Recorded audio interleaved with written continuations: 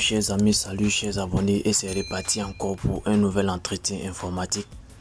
Dans l'entretien d'aujourd'hui, nous allons partager une application très merveilleuse et une histoire un peu liée à l'utilisation de cette application. Voilà, j'ai un de mes amis proches qui a été victime d'une escroquerie. Je vous explique l'histoire.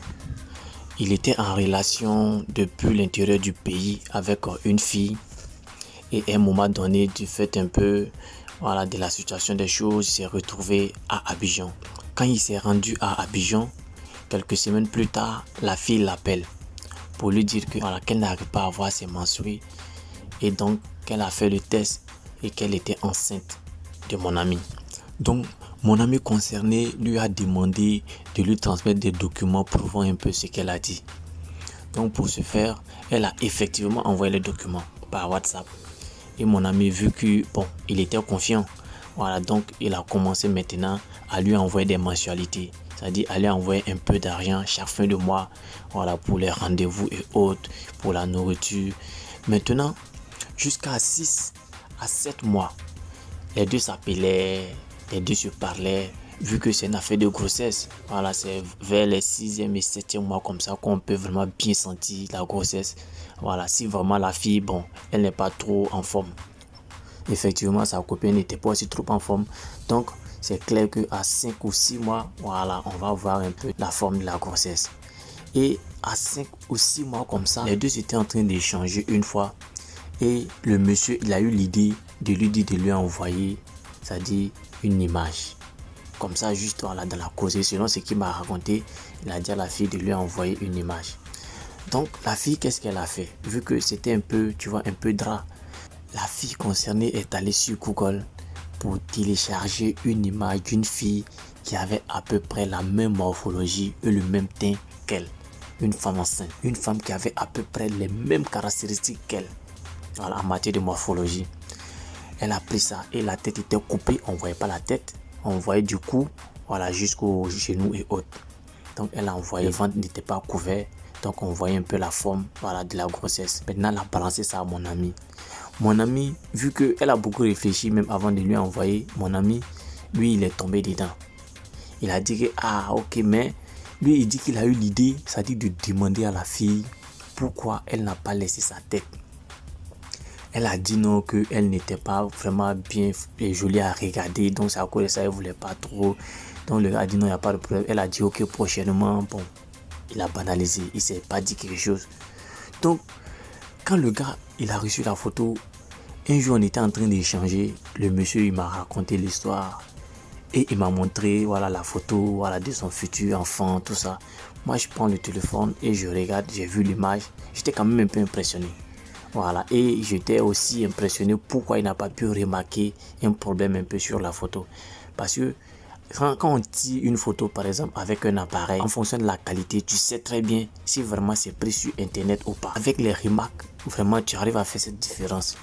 Donc mon ami, quand je regardais, j'ai vu qu'il y avait j'ai demandé à mon ami, mais ta camarade là, elle a quelle marque de téléphone? Il m'a dit non, qu'elle avait un Alcatel, les derniers Alcatel qui sont sortis là. Cette histoire fait tout de 3 à 4 ans en arrière. Donc c'est ce qu'il m'a dit. Il m'a dit que non, qu'elle avait un Alcatel un peu dernier cri. Moi je connais un peu, le nombre de pixels un peu des différents téléphones avec leur marque. Et je connais aussi, les constructeurs. Je sais, ça dit quelle est la qualité.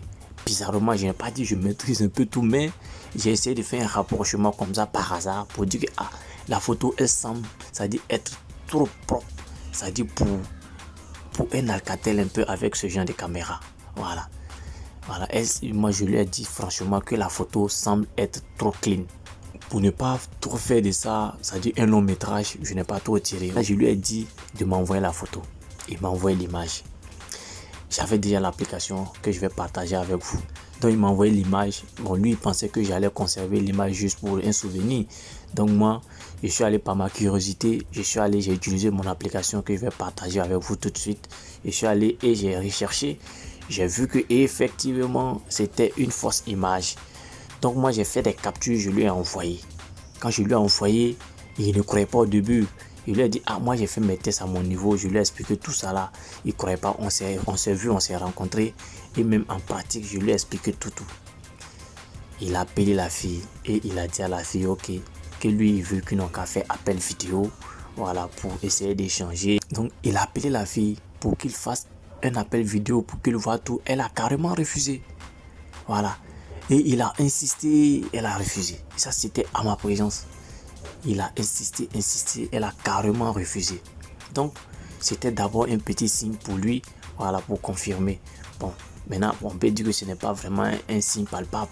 Mais la fille, elle a refusé. Quand elle a su maintenant que mon ami était en train de la suspecter, elle l'a bloqué. C'est-à-dire, elle a coupé tous les ponts en quelque sorte.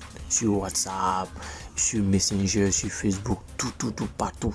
Elle a bloqué mon ami. Elle l'a mis même sur liste noire. Donc, qu'est-ce qui s'est passé? Nous, on a essayé de prendre un autre numéro. Voilà, passer par une personne. Parce que la fille aussi, elle me connaît. Voilà, passer par une personne pour essayer d'échanger avec la fille et puis mener des enquêtes. Elle aussi, le monsieur qui est parti s'est mal comporté. Elle a pris le drap. Donc, le monsieur, mon ami, a décidé de payer le transport pour aller la voir. Donc, il a payé le transport, il est parti. Et quand il est arrivé, donc il allait brusquement et il allait surprendre la fille, voilà, en train de se préparer pour aller à un baptême. Voilà, très propre, aucune grossesse, rien, ventre plat, tout propre. Voilà. Je vous raconte cette histoire tout simplement pour dire qu'il faut beaucoup faire attention et je pense qu'avec l'évolution de la technologie, on a quand même certaines petites applications comme ça qui nous aident un peu, tu vois, à vite faire ce genre de choses.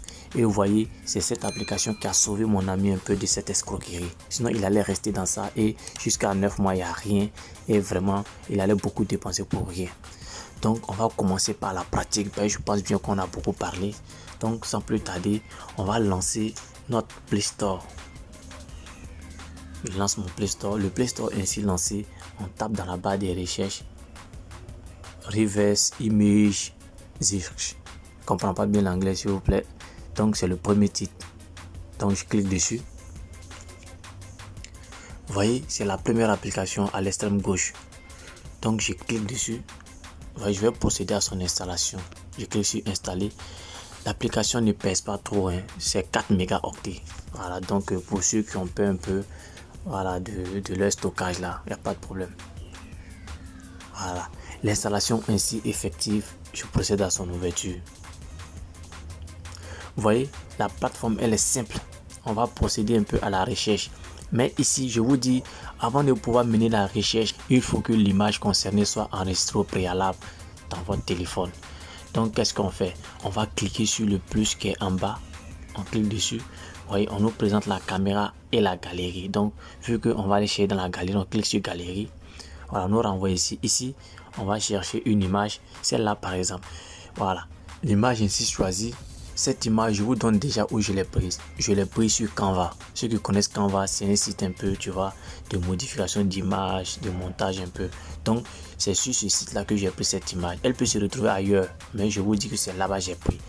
Donc, si je lance la recherche, l'application va mener une recherche et m'envoyer à la fin de sa recherche sur le site initial à partir duquel j'ai enregistré mon image. Voilà. Donc, j'espère bien qu'on s'est compris. Donc, sans plus tarder, je lance la recherche.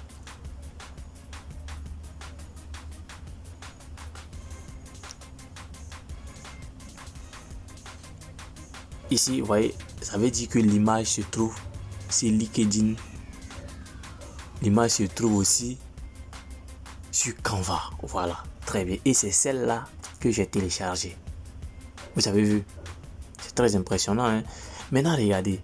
Bon, certains peuvent dire, bon, ben, je ne sais pas aller sur le site, qu'est-ce qu'il prouve? Effectivement, ou ça dit, ça montre déjà tout. Ça dit, c'est que il est quasiment impossible pour une personne, bon, je parle pas des stars, même si c'est une star, bon, je pense que des problèmes comme ça, on peut pas les traiter comme ça, mais des personnes qui ne sont pas stars, c'est-à-dire lorsque ces personnes veulent utiliser des images de la sorte, c'est-à-dire pour essayer de burner les gens, vous avez rapidement et facilement un peu, tu vois, la vérité. Donc, regardez, c'est la même image, rien n'a changé. Pour ceux qui sont en Côte d'Ivoire ou ceux qui connaissent un peu la politique ivoirienne, pendant les élections de 2020, ils ont publié une image sur Facebook où on voyait le président Alassane Ouattara et le président français Macron en train de se saluer. Cette image a causé beaucoup de polémiques. Certains disaient que Macron s'est rendu ici en Côte d'Ivoire pour voir Alassane. D'autres ont dit non, que c'est Alassane qui s'est rendu là-bas chez lui et ils ont échangé à cause de la crise. Bon, qu'est-ce qui s'est passé? il s'est avéré que cette image, puisque moi je ne connaissais pas l'image, pour une personne qui connaît l'image, moi je pense qu'il n'y a pas de problème. La personne va savoir que c'est du fake news.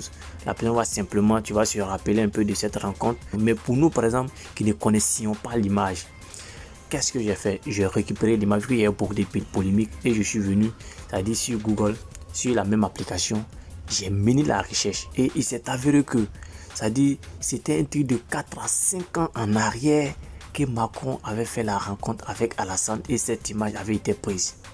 Vous avez vu? Alors que l'image était censée venir de la désobéissance civile, c'est-à-dire en 2020. Alors que c'est en 2016-2017 comme ça, les deux se sont rencontrés et ils ont pris cette image. Et c'est ce que Google avait dit. Vous voyez? Donc pour dire que c'est une ancienne image qu'ils avaient pris pour essayer de semer peut-être un peu, tu vois, le désordre ou bien la désinformation. Donc, je pense bien que vous devez la télécharger de toute urgence et l'installer, voilà, afin d'éviter un peu ce genre d'arnaque. Voilà, donc merci beaucoup pour ceux qui m'ont suivi et à très bientôt pour un nouvel entretien. Merci et bye bye.